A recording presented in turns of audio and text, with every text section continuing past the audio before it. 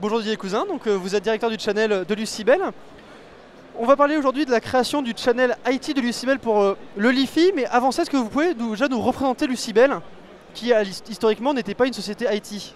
Non, alors Lucibel a été créé par Frédéric Granotier. Frédéric Granotier était à l'initiative de Poweo avec Charles Becbédé en 2002. Il a vendu Poweo et créé Lucibel en 2008 autour des innovations de la LED, donc de l'éclairage LED. Et les innovations, c'est-à-dire pas orientées grand public, celles que vous pouvez accéder chez Leroy Merlin ou chez Castorama pour ne pas les citer, mais l'éclairage B2B, donc l'éclairage LED spécifique B2B, donc à l'adresse de certains marchés spécifiques, tels le retail, luxe, l'industrie, le musée, etc. etc. Et toujours en développant des innovations autour de l'éclairage LED.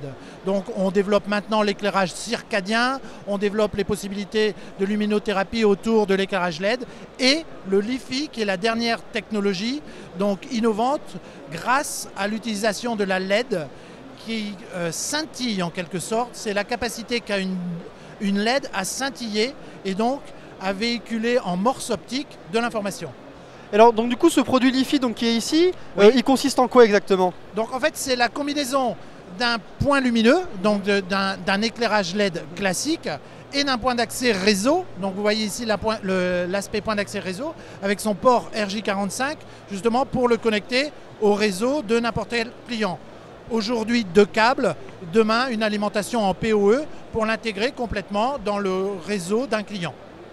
Et donc ça, ce sera le récepteur qu'on retrouvera pour brancher pour les appareils qui seront dépourvus de récepteurs natifs pour le LiFi, c'est ça? Tout à fait. Donc ici, vous voyez l'aspect downlight, c'est-à-dire le côté descendant. Le côté remontant se fait via cette cellule pour remonter l'information, puisqu'on est bien en bidirectionnel. Au niveau du device lui-même, il faut une clé USB qui va être connectée sur le laptop, sur l'ordinateur, éventuellement sur une tablette si elle dispose d'un port USB pour recevoir l'information et la remonter via cet émetteur infrarouge pour éviter l'éblouissement, pour éviter là le phénomène d'éclairage trop fort, d'éblouissement de la LED. Donc du coup, ça c'est le produit LiFi de Lucibel. Vous avez été donc recruté pour construire le channel qui distribuera ce produit, parce que vous allez le distribuer en indirect. Oui. Comment ça va se passer aujourd'hui? J'imagine vous allez recruter des distributeurs, vous allez aller voir des intégrateurs. Comment ça va se passer aujourd'hui concrètement? Justement, le fait de fournir de l'éclairage LED, c'était surtout d'adresser les services généraux. Alors que lorsqu'on est sur un produit LiFi, on adresse les directions informatiques et donc le marché de l'informatique. Le marché de l'informatique est par définition adressé majoritairement par des intégrateurs, des revendeurs, des grossistes, voire les distributeurs. Et la cible aujourd'hui, c'est des distributeurs à valeur ajoutée qui vont porter notre solution. Cette solution est très innovante. Donc elle a des cas d'usage qu'il faut cibler, qu'il faut connaître, mais il y a toujours une partie éducation, évangélisation du marché qui va se faire via les intégrateurs et des distributeurs à valeur ajoutée. D'accord. Et donc ces distributeurs à valeur ajoutée, vous en avez déjà trouvé aujourd'hui? Vous en avez déjà signé? Et quelles sont-elles? Enfin, quelles spécialités? Effectivement, je suis arrivé très récemment chez Lucibel. Donc j'ai le plaisir d'annoncer, même puisque c'est tout récent, le fait d'avoir signé un contrat de distribution avec CCF. Donc CCF, une filiale de Sonepar, qui va donc porter la solution. CCF, c'est aussi 10 filiales en France, une centaine de personnes. Donc le fait de relayer l'information. D'autres distributeurs à valeur ajoutée sont en discussion avancée. Donc, pour ne pas les citer, BIP, donc avec une grosse compétence sur l'aspect Wi-Fi, puisque c'est un complément ou une alternative au Wi-Fi. Donc c'est intéressant. DistriOne, qui est aussi en négociation. Et donc à partir de ces 2, 3, voire 4 distributeurs à valeur ajoutée, on va tenter d'inonder le marché des revendeurs et des intégrateurs qui sont tous les gens présents sur ce salon. D'accord. Donc vous êtes donc les intégrateurs réseau et les revendeurs. Oui. Aujourd'hui, le LiFi, c'est un produit qui est quand même assez nouveau. Est-ce qu'il y a déjà des cas d'usage et quels sont-ils aujourd'hui? Complètement. D'ailleurs, j'étais même étonné de voir que certains revendeurs viennent déjà avec des idées, puisqu'on a annoncé notre participation au salon. Donc, ont eu la curiosité de regarder où en était le LiFi, l'état de l'art du LiFi, donc le fait que ce soit réellement bidirectionnel, avec des débits tout à fait exploitables qui permettent de travailler tout à fait dans des conditions normales, et donc viennent avec des idées. Donc nous, les premiers cas d'usage, on les a fait avec des clients tels que, essentiellement dans des domaines plutôt bureautiques, tertiaires, donc Nexity, Sogeprom promoteur pour la Société Générale. Aujourd'hui, la Société Générale regarde, puisqu'effectivement, c'est le fait d'accéder à Internet, mais en sécurisant l'accès, puisqu'on doit être sous le cône de lumière pour garantir l'accès à Internet. Donc, on n'a pas la problématique du Wi-Fi qui va être... on va avoir la possibilité de capter du Wi-Fi partout derrière une cloison, etc. Oui, pour des raisons de sécurité, ça c'est une raison évident. de sécurité, donc c'est vraiment des cas d'usage. Donc il y a aussi les cas où le Wi-Fi ne peut pas être déployé pour des raisons alors liées par exemple à des environnements industriels, des fours où on est entre 2 et 5 GHz et donc perturbé, le Wi-Fi n'est pas déployable, on va être une alternative. On va être une alternative lorsque le Wi-Fi est proscrit. La loi Abeille en France, par exemple, c'est de dire les lieux publics qui accueillent de la petite enfance moins de 3 ans ne peuvent plus déployer du Wi-Fi. Le monde hospitalier, puisque à proximité d'une zone d'IRM, à proximité d'une zone de radio, il y a difficulté ou interdiction à déployer le Wi-Fi, on peut présenter une alternative.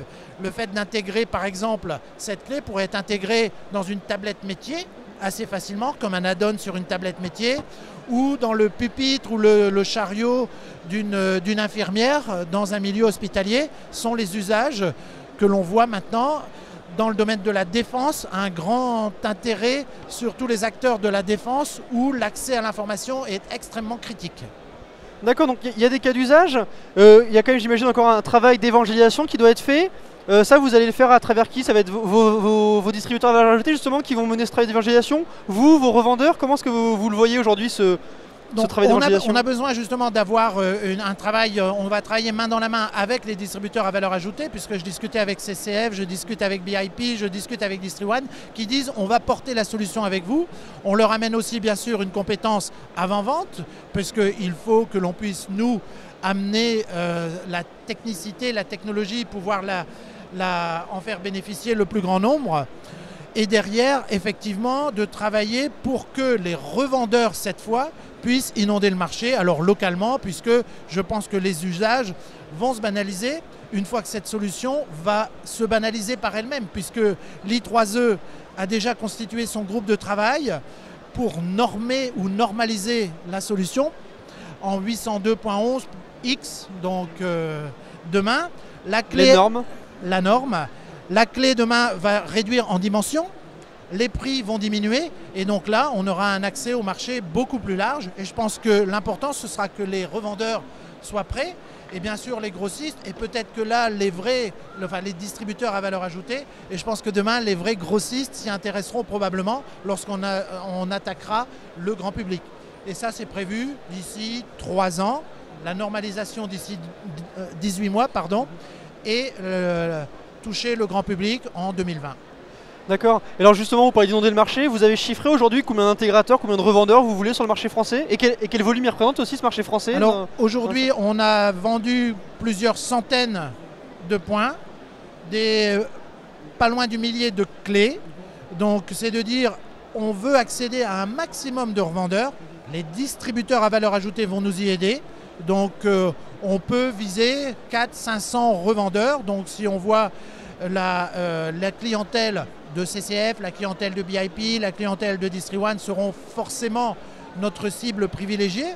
Ce sont des revendeurs Wi-Fi, classique. Je ne vais pas citer nos marques, mais effectivement, ils ont cette compétence Wi-Fi et donc vont porter ce complément au Wi-Fi, voire cette alternative au Wi-Fi. Donc c'est, je pense, quelques centaines de revendeurs. Alors 3-4 distributeurs à valeur ajoutée, quelques centaines de revendeurs. Et quand je vois la fréquentation qu'on a eue aujourd'hui sur notre stand, je me dis qu'on va les avoir très vite parce qu'effectivement, il y a un vrai intérêt. Il y a un intérêt pour la nouveauté, mais il y a aussi un intérêt par la technologie et ce qu'elle apporte.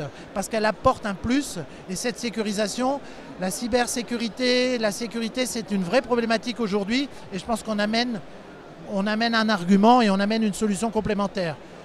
À plus long terme, on voit aussi l'IoT, le monde de l'Internet des objets, comme étant très consommateur de bandes passantes. Et donc là, on va offrir quoi? Un tuyau supplémentaire pour accéder à Internet. Et donc, ça va être là, de nouveau, un complément au Wi-Fi, aux solutions basse fréquence, LoRa, Sigfox, etc. etc. Et peut-être la 4G, demain la 5G, on sera un tuyau supplémentaire, on sera une alternative possible. Écoutez, monsieur Cousin, merci beaucoup. Je pense que je vais vous laisser retourner sur le stand parce qu'il y a sûrement beaucoup de ben, monde qui vous attend encore une fois. Et en tout cas, merci à vous. et puis un bon courage pour la suite. Merci.